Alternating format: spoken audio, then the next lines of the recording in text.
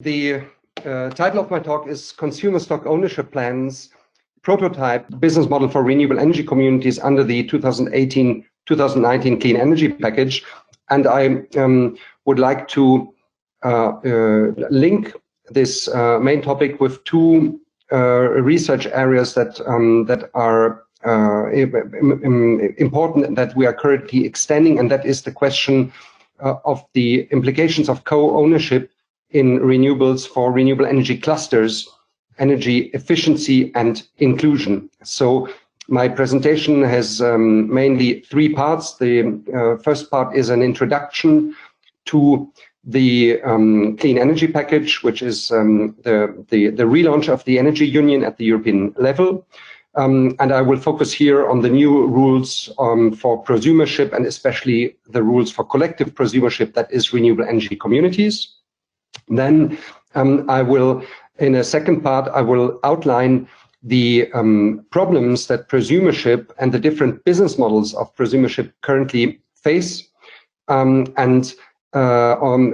this point, actually, Lukas Roth will join us and also say a few things about problems related to consumer behavior, namely to the question of how to mitigate the rebound effect and present some empirical results that we from the last 2 years.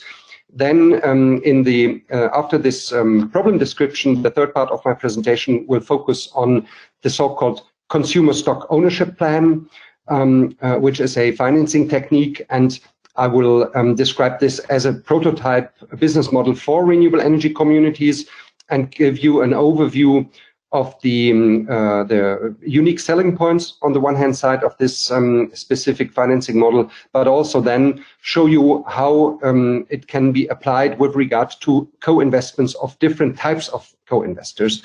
And to conclude, I will, as an outlook, I will cast a light on three research areas, and namely the question of energy efficiency, the question of inclusion, so how actually consumers that are not early adopters or enthusiasts in the energy transition can participate in these renewable energy communities.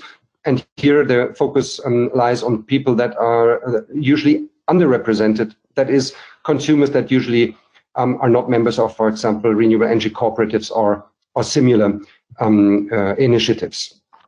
So to start, let me just quickly cast a light on what I call here the energy systems of tomorrow. So obviously at Fraunhofer ISI, you are probably all familiar with the technological challenges that the energy transition brings. And I would like to outline here that these so-called renewable energy clusters that you see here on the graph actually have three aspects that are interlinked and that need to be approached together. One is the question of structure, so that of the architecture and the design of these renewable energy clusters, which, as you see here, comprise of solutions that may be on-grid, may be off-grid, that usually involve very different heterogeneous partners, be it households, individual households or institutions on the one hand side, but also SMEs, local enterprises, enterprises in the agriculture, and certainly in terms of the technological challenges, we have various types of renewable energy sources. We have storage, and we have, of course, bidirectionality in these energy systems, which to some extent may or may not be connected with the main grids. So that is what mostly we could capture as the architecture of renewable energy clusters. But equally important in this context is, of course, the question of governance. And that is the question of what kind of rules will be put forward for these type of institutional arrangements. And this is actually where the Renewable Energy Directive as part of the Clean Energy Package is very important, but also the Internal Electricity Market Directive, IEMDR, Market Directive and Regulation, IEMD and IAMR. The third aspect of these energy systems, which I will actually focus on in the second part, or the of my presentation, is the question of transaction. So the question of what kind of contractual arrangements are in place, or how these contractual arrangements may need to be modernized in order to actually mirror the challenges on the one hand side of the architecture of these systems, but also on the side of the governance of these systems. So that is just as a bit of a conceptual background. The EU Clean Energy Package, which was already in the legislative process launched in 2016, was finally passed the trilogue and then was passed by the European institutions in late 2018 and the beginning of 2019. It is a very comprehensive package of overall 8 legislative acts. Most importantly, the Renewable Energy Directive and the Internal Electricity Market Directive and regulation that I already mentioned, but of course also important, the Energy Efficiency Directive and the Energy Performance Buildings Directive. There are a couple of other legal acts which are, however, are not directly relevant to my talk today, so I will forego those. The aim of this regulatory framework is to put forward a Europe-wide concept for the lawful control over and the administration of local energy generation, supply and management. And as I already mentioned, this regulatory framework can be seen as a mirror image of the technical and the engineering concept of renewable energy clusters. What is the relationship of the Renewable Energy Directive to the Internal Electricity Market Directive? You see on the right-hand side of the screen the IEMD and RED 2, here symbolized by these 2 circles. And as you see, there is a large area where they overlap. However, although the Renewable Energy Directive to some extent is more special because it's a more special legal act because it concerns renewable energies, while the Internal Electricity Market Directive concerns also fossil energies. What is outside the scope of the Internal Electricity Market Directive are other types of renewable energies, that is other than electricity. So, for example, heating or cooling. While the Internal Electricity Market Directive regulates the internal electricity market and addresses persistent obstacles to complete this unified European electricity market, it of course also aims at efficiency gains, at competitive prices, and it certainly also contains elements of support for renewable energy sources. But the main task of the internal electricity market is to provide a level playing field. That is, that all market participants have the same rules. So it is to be seen at the horizontal level between market participants. And this directive also puts forward a specific form of energy communities, the so-called citizen energy communities. But I will focus here on renewable energy communities. Switching to the Renewable Energy Directive, the smaller circle, the task or the aim of the Renewable Energy Directive is slightly different. So it is actually more extensive. It does not only aim to provide a level playing field, but it specifically promotes the market integration of renewable energies, energy sources. That is, as I mentioned, not only electricity, but also other forms of energy. It aims to foster acceptance by the consumers and market participants across Europe. And it specifically entices local initiatives and ensures and aims to ensure what the legislator calls that these local initiatives can compete on equal footing with larger, more commercially driven projects. And the instrument that we will focus today on, that the legislator creates here, are so-called renewable energy communities. A few words also to the renewable energy clusters that I mentioned. The characteristics of these emerging forms of organization of energy systems have been defined as follows. There are four core characteristics. One is that they imply the complementarity of different renewable energy sources in order to cope with the volatility of the renewable energy generation. However, this complementarity has, in our view, not sufficiently been acknowledged in the Renewable Energy Directive or in the Internal Electricity Market Directive. The second characteristic is that it implies or aims at grid flexibility options, which could be storage, demand response, and active grid management. The third one is that there is a interconnectivity of the different actors, which implies that the renewable energy communities are based on the idea of a heterogeneity of members. These systems will only work if all the participants, be it individuals, be it SMEs, be it municipalities, actually participate and cooperate under the roof of one business model. The fourth and last characteristic is the bi-directionality of the energy flows in these systems, which allow energy sharing of a portfolio of renewable energy sources, and of course also peer-to-peer marketing and sale to the grid. How do these how are these challenges or these renewable energy clusters reflected in the new legislation? Obviously, I'm just focusing here on the most important innovations. So the leitmotif, if you wish so, of the European Commission was that consumers should be at the heart of the energy markets. And indeed, the new rules are, if you wish so, a small revolution. They bring along important changes. Most importantly, there's a definition of a new, introducing new categories of actors, and this definition is threefold. On the one hand side, you have individuals, individual self-consumers, but also jointly acting self-consumers in Article 21 of the RED II.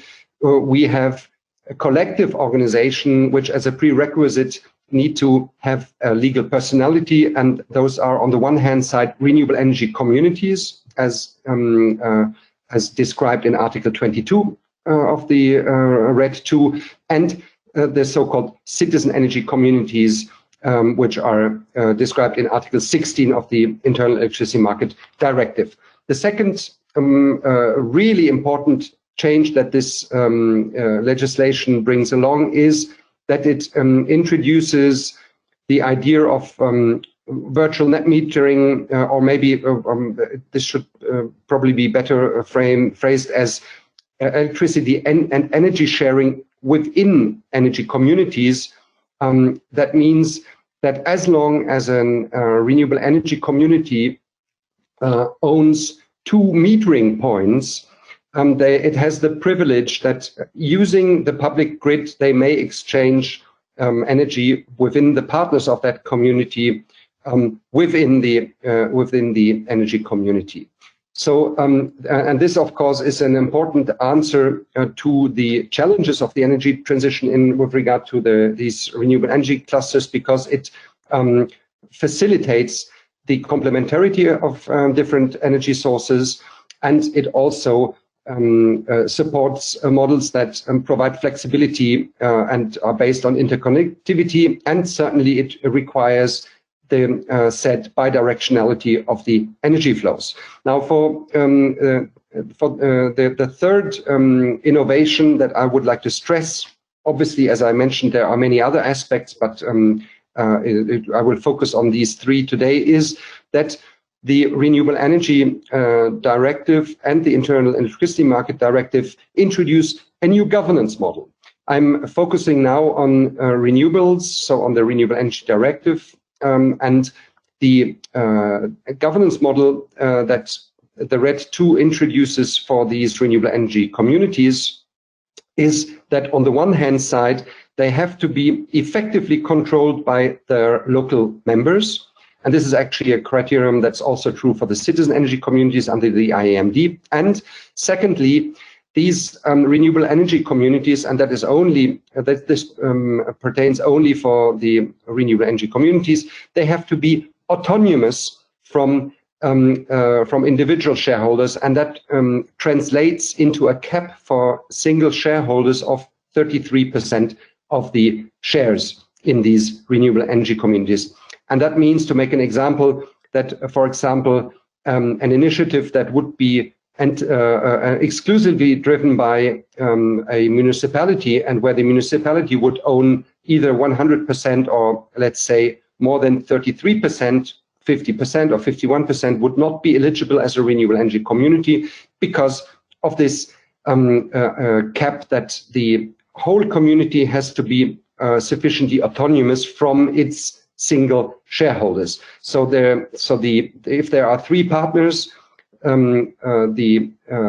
each of these partners may have 33%, for example, a municipality, an SME, and the consumers as co-investors.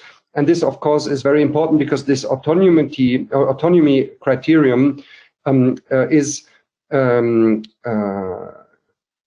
a requirement for the said heterogeneity of the partners in the renewable energy community. In other words, while, of course, other initiatives are possible, so this new governance model is not compulsory, but it's an opt-in model. So in order to qualify as a renewable energy community under RED II, and in order to benefit from what is called the enabling framework that the Renewable Energy Directive puts forward, and in order to benefit from the possibility of energy or electricity sharing within the renewable energy community, this community has to comply with this new governance model, which means that certainly E.ON or RWE or a big energy company can set up their own energy community, but that this energy community would not qualify as a renewable energy community pursuant to RED II. But as I already said, it also means that 100% municipal projects would neither qualify, but that there is a need for a heterogeneity of the involved partners. And this, of course, brings me to the question, what are the challenges to this actor diversity? So whom do we see on this playing field? That is, of course, on the one hand side, what is captured by citizen energy, Bürgerenergie in German, which would be physical persons, be it individually or organized. But we also have what you see on the right-hand side in the right circle, what could be captured under the notion of prosumership. We have consumer producers, which could be SMEs, which could be other types of organization, but which could, of course, also be an individual. And last but not least, we have what I've captured here with the notion of community energy, municipalities as pacemaker in the energy transition. And of course, these three types or groups of co-investors now are expected to jointly act under the roof of a renewable energy community, which has the right, pursuant to the new legislation, to generate renewable energies, including for self-consumption, to store and sell excess production to the grid, also via peer-to-peer trading or PPAs and suppliers. And this, of course, raises the question of how this is reflected in the governance model. And again, I'm only focusing on the crucial characteristics, that is, with regard to eligibility, what you see in the first red circle. The legislator foresees that only natural persons on the one hand side, or small and medium-sized enterprises and local authorities, including municipalities, are eligible to be partners of these renewable energy communities, which in a contrario excludes large enterprises. And as I've already mentioned, the ownership and control criterion foresees that at least 51% of the shares of these renewable energy communities have to be in the ownership of members that are located in the proximity of these renewable energy projects. Thirdly, the last criterion is that, as I said, that these communities have to be autonomous from individual shareholders, and that is the mentioned cap of 33%. Now, bearing in mind these prerequisites, let's take a quick look at what needs to be delivered when these directives are transposed. And actually, the transposition deadline for RED II is June 2021, so next year. On the one hand side, the challenge is that we need a fair allocation of benefits and responsibilities to ensure the provision of critical functions of the system. And this is, of course, what the Fraunhofer Institute is working on, and where we are very much looking forward to exchanging with you, because we see that you have long-standing expertise.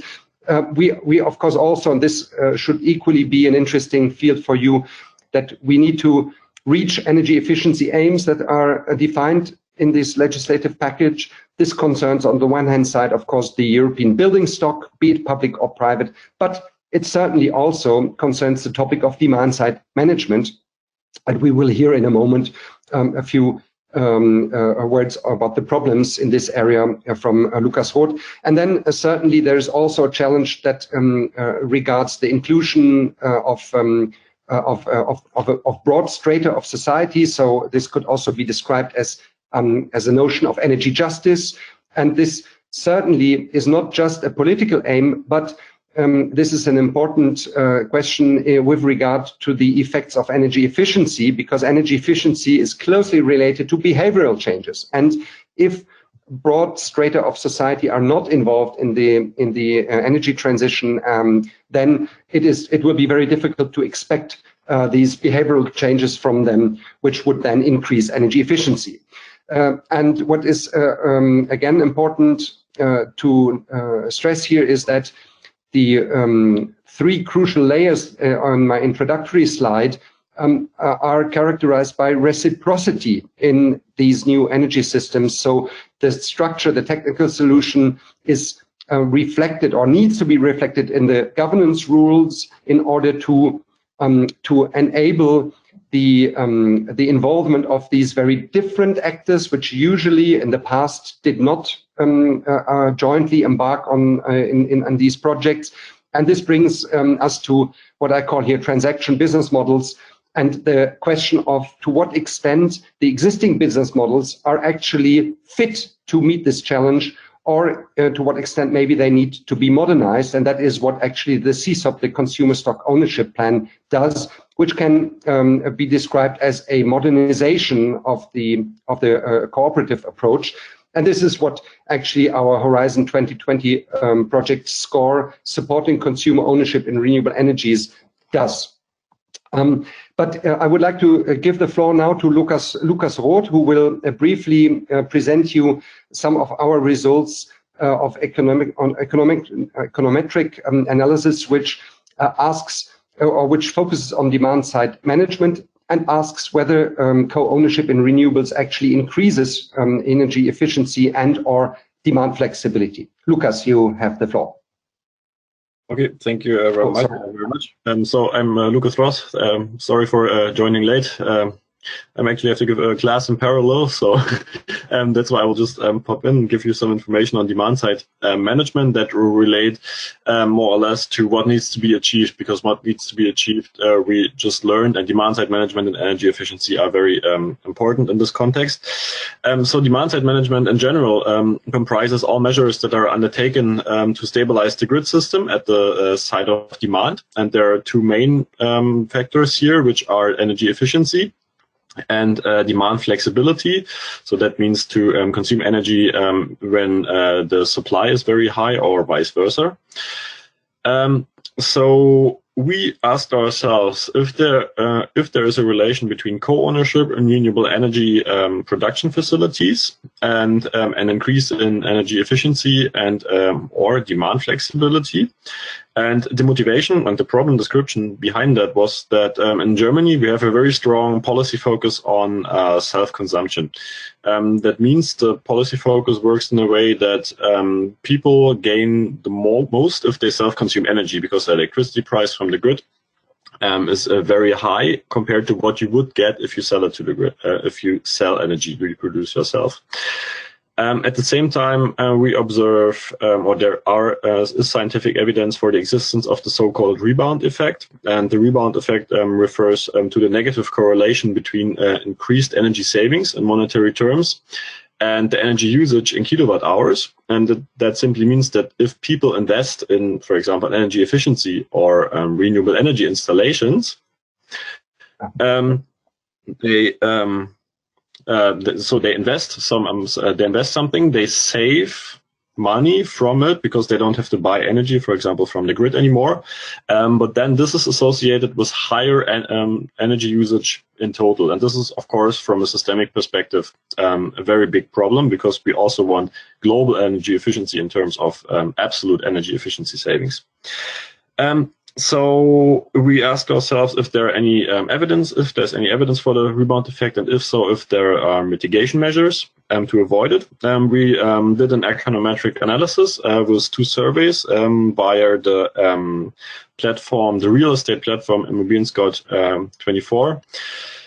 We did a treatment study and applied some propensity score matching, because the study or the questionnaire itself was all online, so we had to control for certain biases, especially the self-selection bias, which is then just an econometric measure to do so.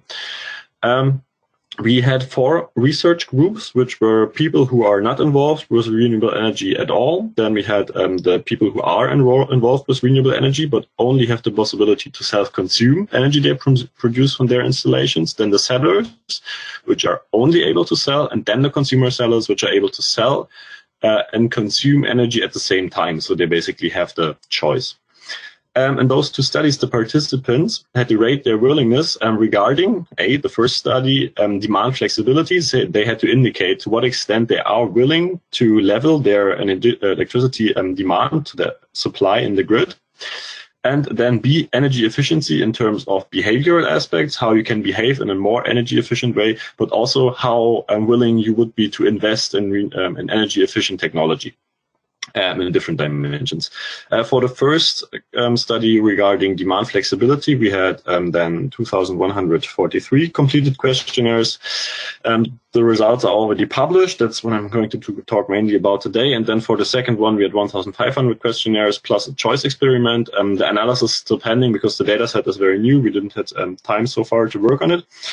But our hypothesis behind it is that only fully fledged prosumership, that is, if the consumer has the choice between self-consumption and sale to the grid or third party, respectively, has the potential to actually mitigate the rebound effect. One slide, yeah, thank you. Then our results found that our hypothesis was confirmed, but there were strong associated conditions to it. For partial prosumers, we did not discover any effects. So partial prosumers means for us now that people who only had the possibility to self-consume their energy exclusively, for example, if they have a rooftop installation with photovoltaic, which is not connected to the grid, they showed even a small tendency to be less flexible in terms of their willingness to level their energy demand to the supply than people who are not involved at all. But this effect was statistically not significant, even though we could observe it. And then for the sellers, so people who exclusively sell energy they produce, for instance, if they are members of some wind co-op, and they show a small tendency to be more demand flexible than non-owners, but this also was not statistically significant. So only for fully fledged prosumership, we found a positive relation. That means only if people have the possibility to self-consume and sell energy from their own installations to the grid or to other third parties. For example, if they have the PV installation connected to the grid or wind turbine supplying a community, then people are willing to flexibilize their demand. So they have to have the possibility to self-consume and sell in order to flexibilize their demand and to behave in a more demand flexible way, which also mitigates then the rebound effect. So in summary, we could observe that every kilowatt hour not consumed, so this additional economic incentive, has the potential to be sold to the grid or a third party. So far, we are still working on the next analysis, where we distinguish between renewable energy technologies. That means we look at different consumption patterns between people who are involved with photovoltaic, wind, hydro, or biogas. And we also subdivide this again into people who are involved with photovoltaic but sell and consume, or sell and consume at the same time, and this also for wind and so on. And what we can see, which is not published yet, but which will be published soon, is that the effect of the treatment effect in this case is strengthened if you have some kind of a proximity to your installation in terms of photovoltaic installation on your rooftop.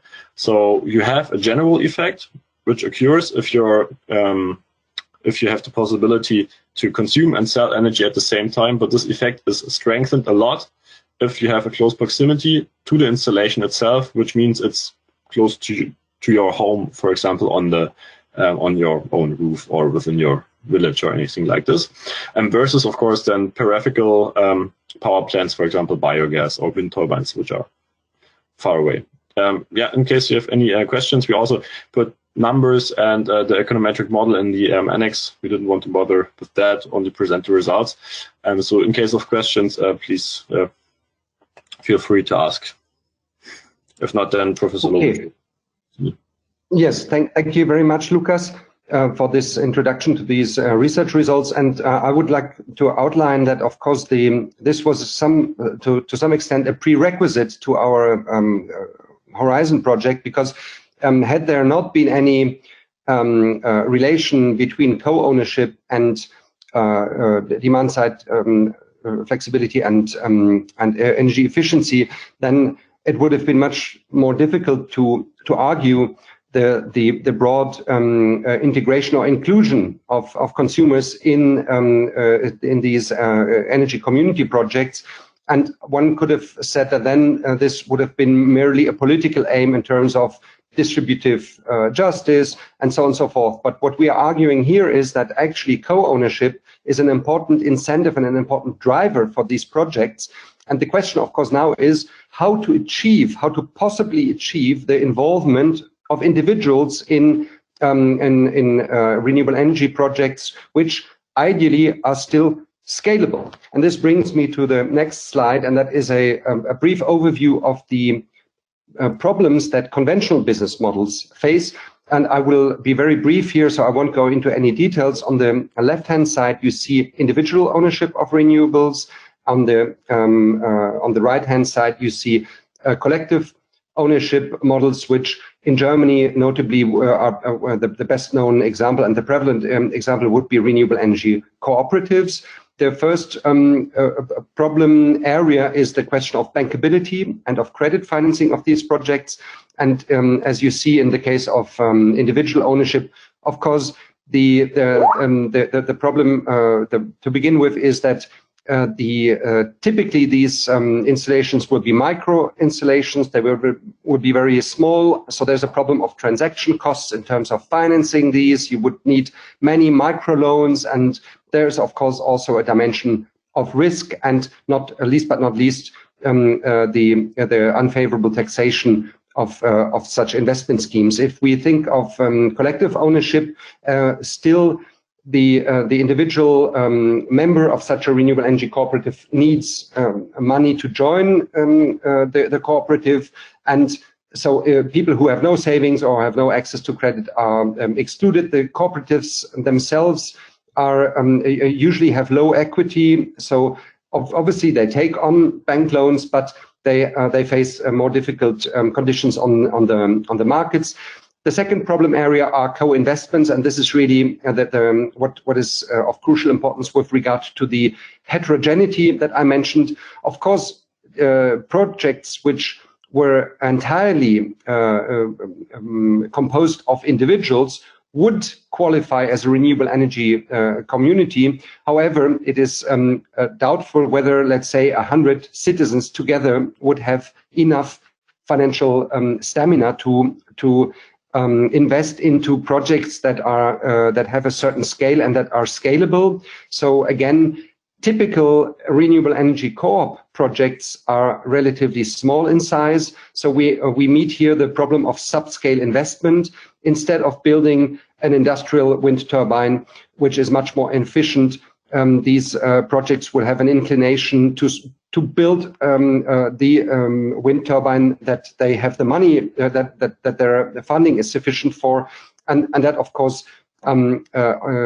is not always the best solution. Furthermore, there's a problem of the equity interest, as the cooperative model is a very democratically organized model, which foresees that the voting rights are attributed per member. So the rule is one member, one vote, although there are exceptions and there's a little bit of flexibility, but as opposed to merchant corporations, to business corporations, where voting rights are attributed proportional to shareholding, this makes renewable energy cooperatives unattractive to institutional investors or, for example, to businesses. Let's say an SME that wants to join a renewable energy co-op and buys 20% of the equity will still only have 1 or maybe 3 votes as an investing member, but never 20% of the voting rights. And that is, of course, one of the core reasons why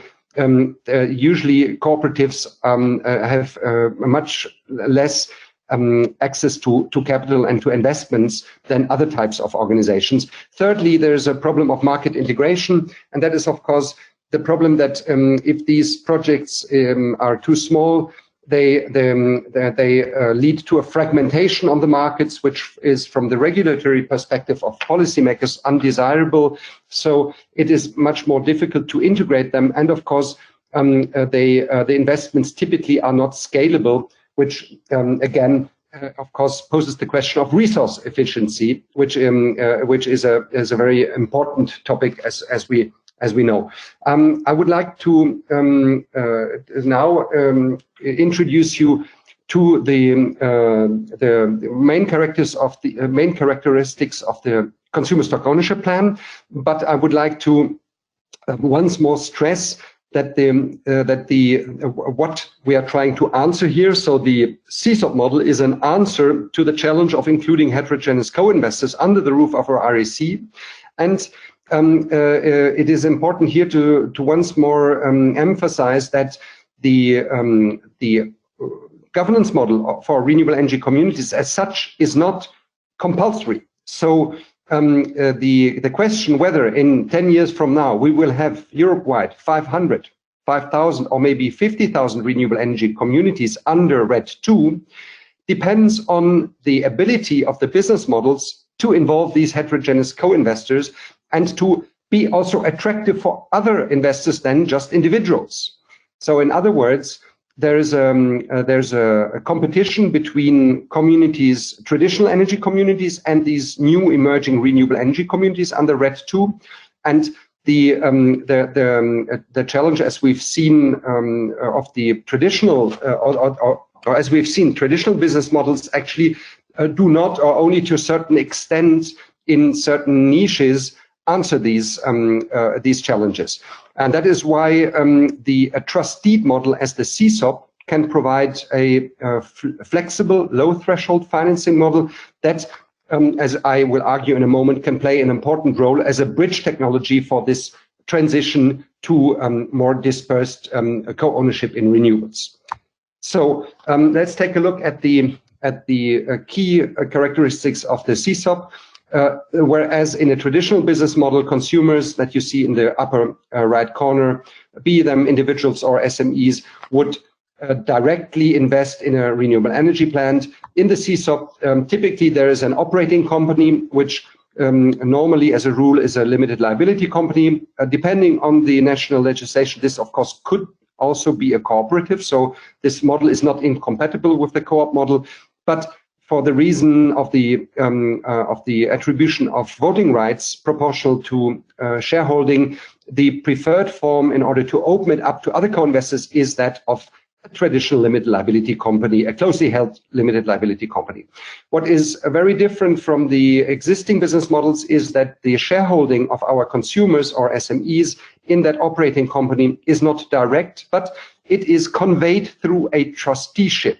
So our, let's say, 200 families in a given renewable energy community do not become directly shareholders of the operating company, but their shareholding is represented by a trusteeship, be it a trustee, a physical person, or be it, if the project is larger, in turn, a trusteeship entity, which could be, again, a limited liability company, or in Anglo-American countries, simply a trust.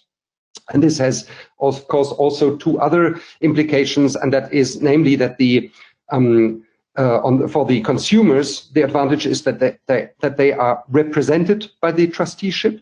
So the trustee, which is will be an expert in this field, can consult them on decision making and can moderate this decision making also. And for the operating company and especially the our co-investors, this of course means that they don't have to deal directly with 200 other shareholders, but there's one telephone number and one representative who will vote the shares of the consumers at the level of the operating company.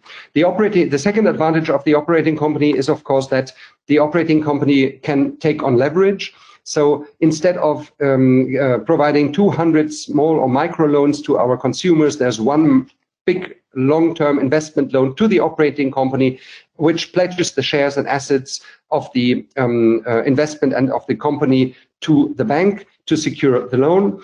And this model, of course, enables our strategic co-investing or co-investments by either a municipality, for example, or other types of local or regional investors, which acquire shares in the CSOP Limited. The operating company then, in turn, invests in a new or in the expansion of an existing renewable energy plant, but it supplies our consumers with energy at a fixed price. The energy consumers then make monthly payments for energy to the operating company.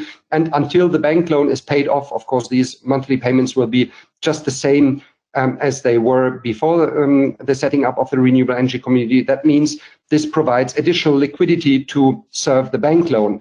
Once the bank loan is paid off, of course, the energy can be possibly sold cheaper to our consumers, or the profits can be paid out as dividends to them.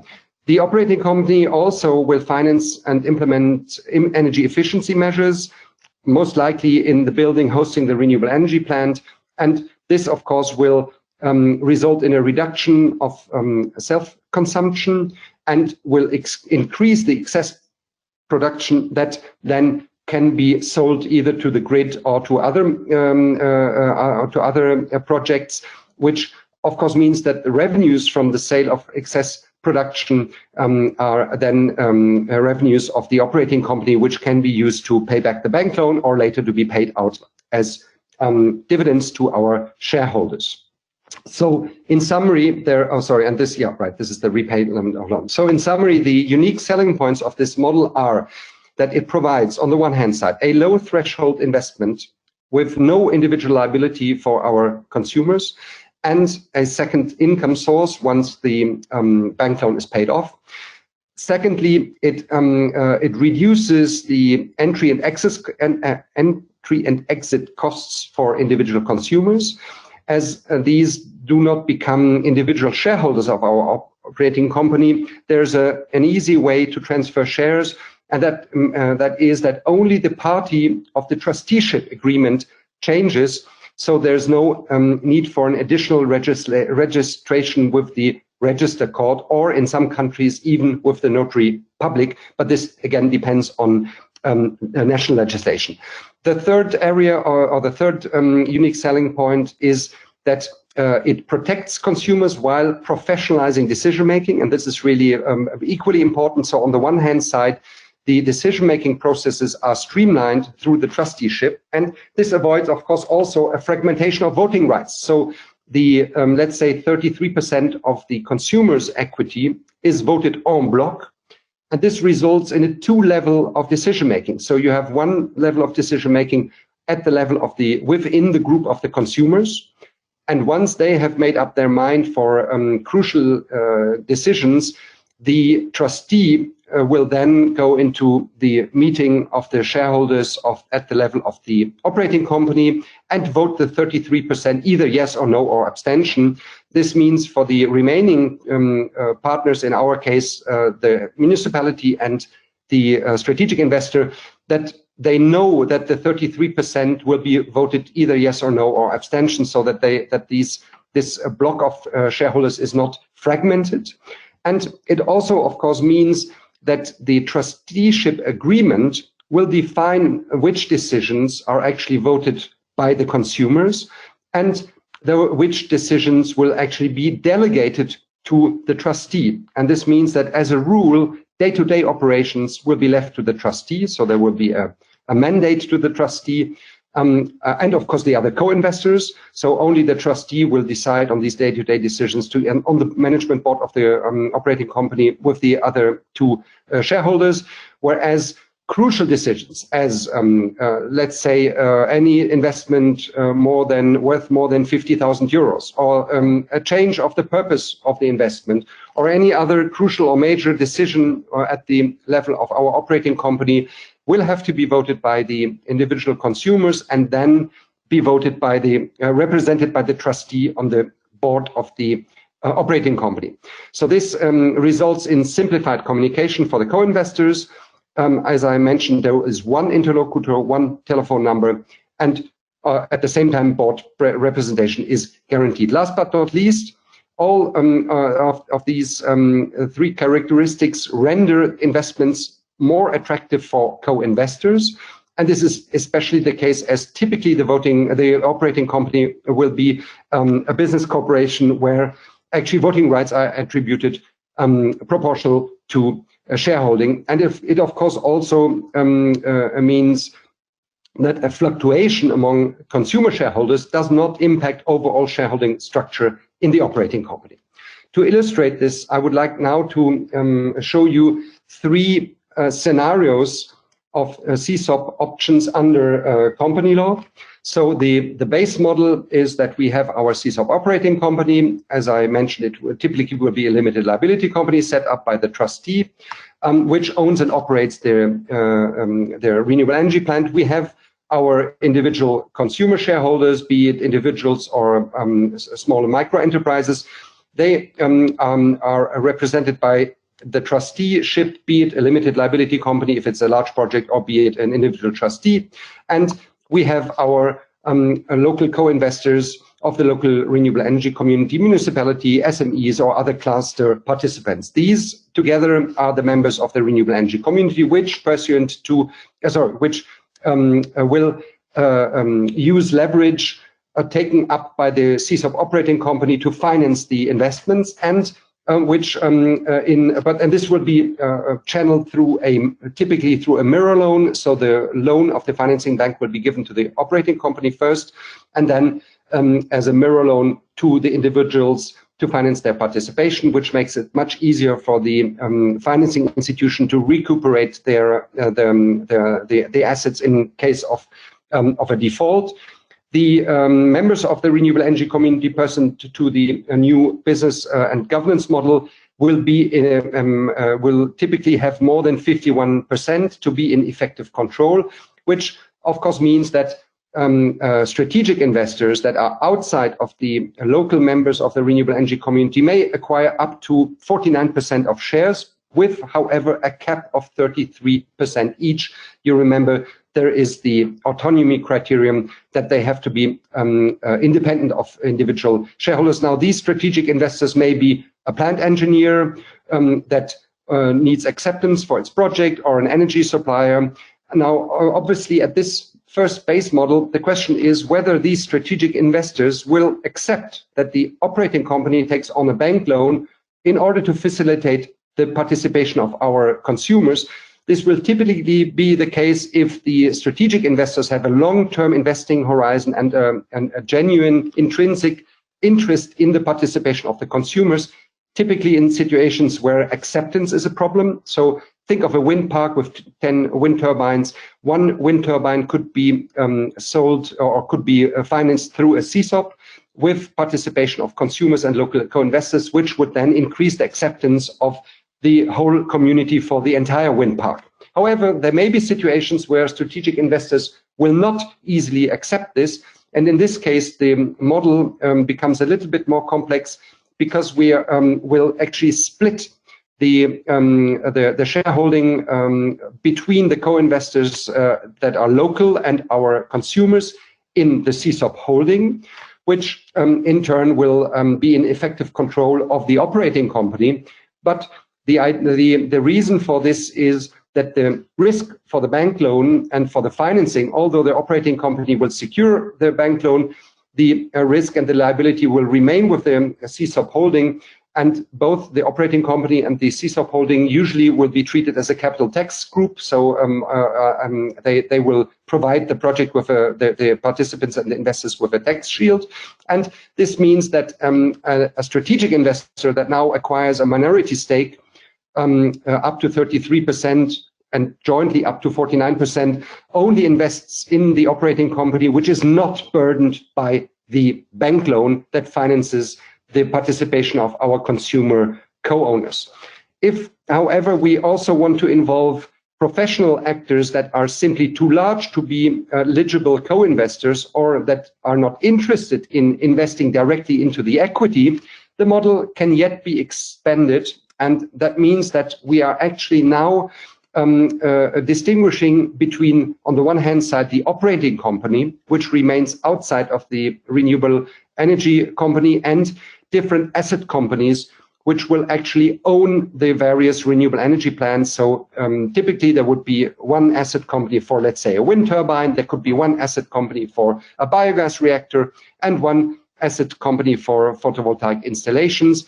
And in this scenario, again, through the CSOP holding, our local co-investors will effectively control 51% of the shares of the asset companies, and the asset companies will secure the bank loan, which means that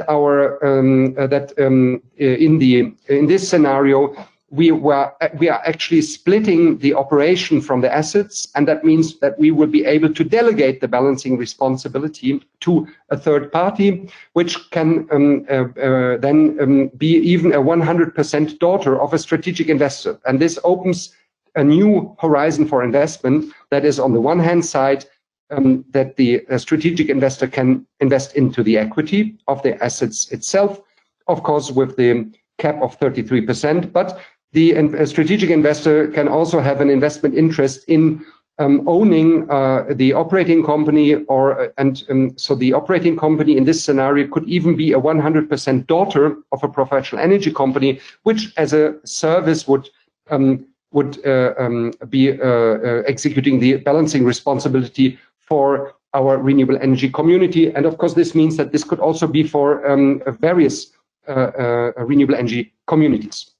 I will now conclude with short remarks. I will try to do this in approximately 5 minutes so that we have enough time for discussion of research areas that are connected to our project and that are still, in our view, under-researched. And the first one is that I want to stress, and I think this is particularly interesting for the Fraunhofer Institute, that is what I call here the interdependency between renewable energy technology and business model.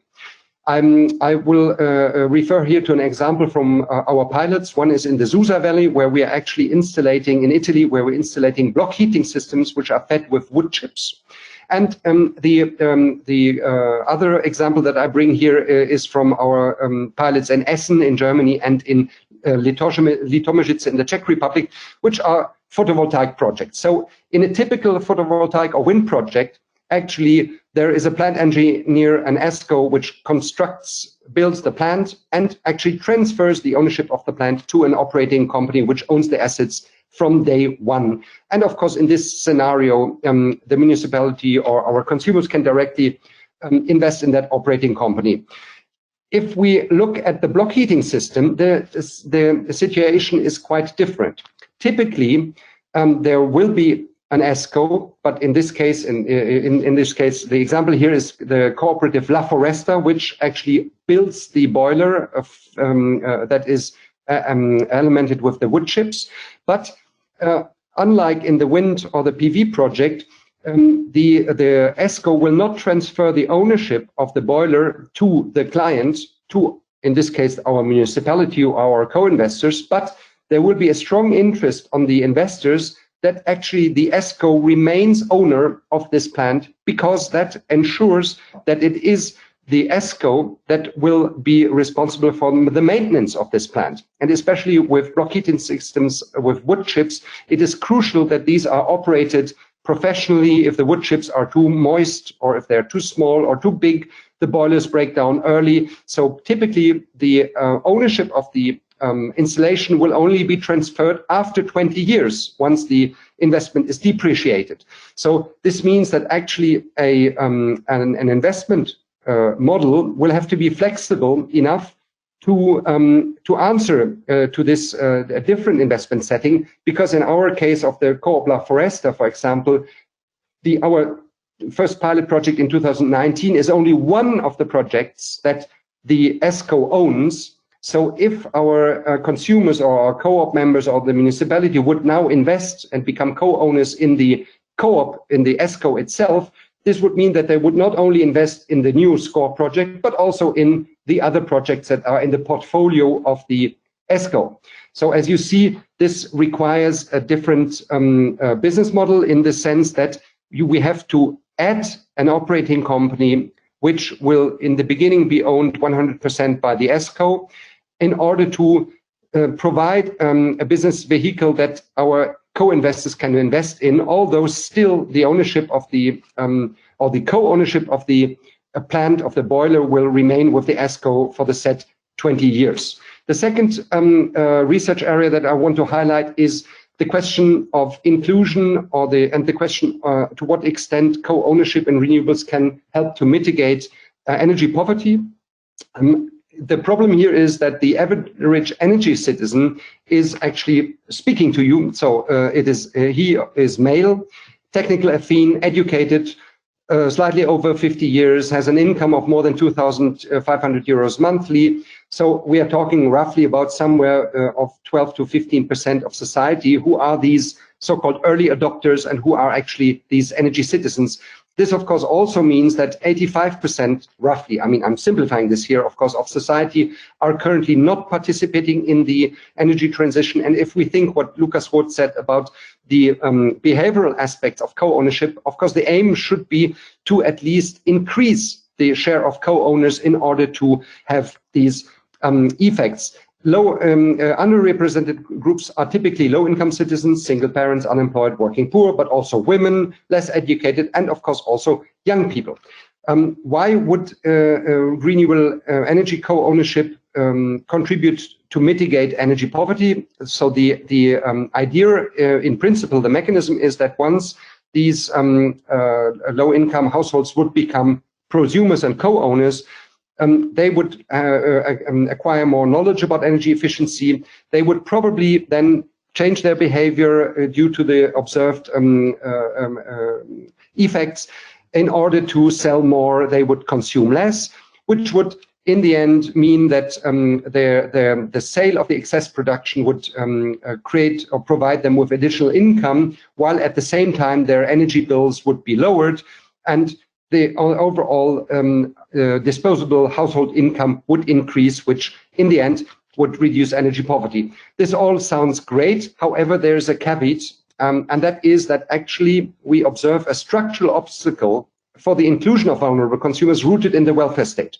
And that is that if a low-income household receives social transfers, then usually these social transfers, the vast majority across the member states of the European Union, are means-tested transfers. That means that the recipient of these transfers first has to show that he or she does not have any capital ownership. So if such a low-income household would acquire shares in a renewable energy community, once these shares appreciate in value and once there's an economic income from these shares, the welfare state would immediately take it away. So this is a direct disincentive for low-income households to participate in renewable energy communities. Possible mitigation measures that we are currently investigating are yearly exemptions for renewable energy investments. So there could be, for example, an exemption of, let's say, up to 500 euros per household that they are allowed to invest, which would not be taken into consideration within this means test. There could also be a possibility to provide them with benefits in kind, so no cash benefits, but this is difficult. There could be free or discounted energy to them, which again, we are skeptical because it is not really a market-based solution.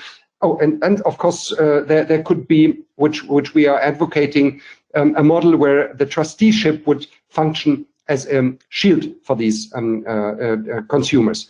I think I will forego our recommendations for the transposition of the Renewable Energy Directive at this point, because we're running out of time.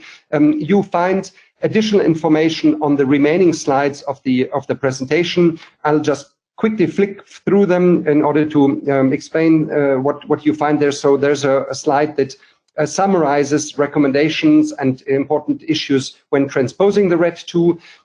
We have a quick overview of the SCORE project. We also have a quick 2 slides on the so-called prosumer calculator that we are developing in the project, which is an online tool that enables laypersons, so individuals or somebody from the municipality, to calculate the feasibility of an investment. Then you have a quick overview of the rules in the Renewable Energy Directive pertaining to prosumership. You have the mentioned annex on the results of our econometric analysis, and then a few examples for co-investments that are currently under implementation in the Susa Valley. This is another project that is pending, a Horizon project. And then I have also provided you with a summary of renewable energy communities that were already existing before this legislation takes effect. We have published a book that Jan Georg already mentioned in the beginning of 2019, where we analyzed 18 countries. And in each of these 18 countries worldwide, so most of them are from the European Union, but there's also India, Pakistan, for example, Chile, Brazil, there is California and Canada. You will be able to study 67 cases. And of these 67 cases, interestingly, we only found that only 5, and those are those 5 that I'm summarizing in these tables here, actually have the characteristics of a fully fledged renewable energy cluster, and that is important, that are already complying with the criteria of the governance model of the renewable energy communities, which of course poses the question whether this model is maybe a little bit too tight and could be opened up. But I will leave this up for the discussion. Thank you very much for your attention. And this is of course also the moment when we will stop the public recording. Thank you very much indeed.